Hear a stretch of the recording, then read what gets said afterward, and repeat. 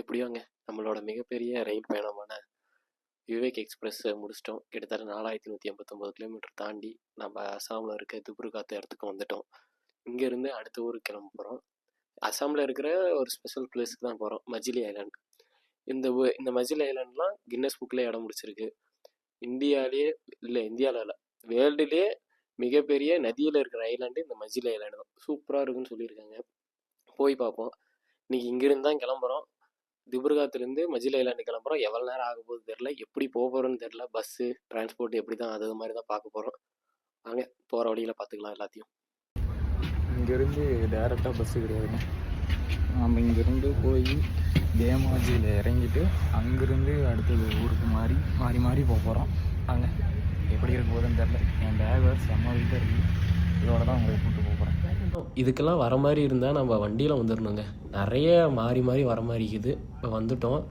இதுதான் முதல் சத்ரா. இங்கே வந்து சத்ரா தான் ஃபேமஸ்ஸு. கிட்டத்தட்ட ஒரு 28 சத்ரா இருக்குது. இதுதான் கொஞ்சம் பழமையான சத்ரா. இந்த சத்ராவுக்கு தான் ஃபஸ்ட்டு வந்திருக்கோம்.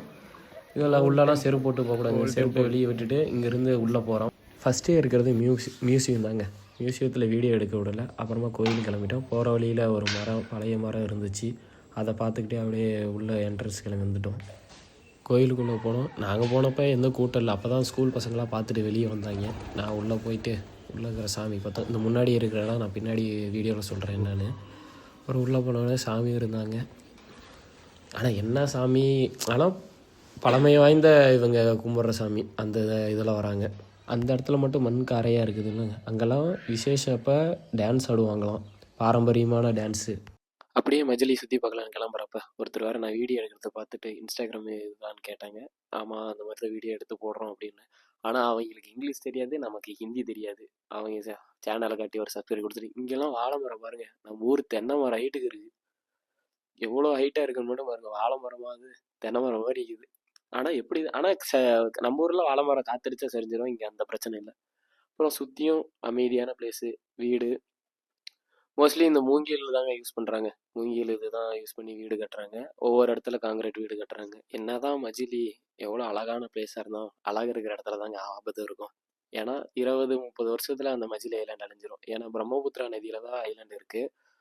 வர வெள்ளப்பெருக்கு காரணமாக கொஞ்சம் கொஞ்சமாக கிட்டத்தட்ட 1432 சதுர கிலோமீட்டர் இருந்தது. இப்போ வெறும் 432 சதுர கிலோமீட்டர் தான் இருக்குது. அந்த அளவுக்கு வருஷம் அதோட நிலப்பரப்பு குறைஞ்சிட்டே வருது.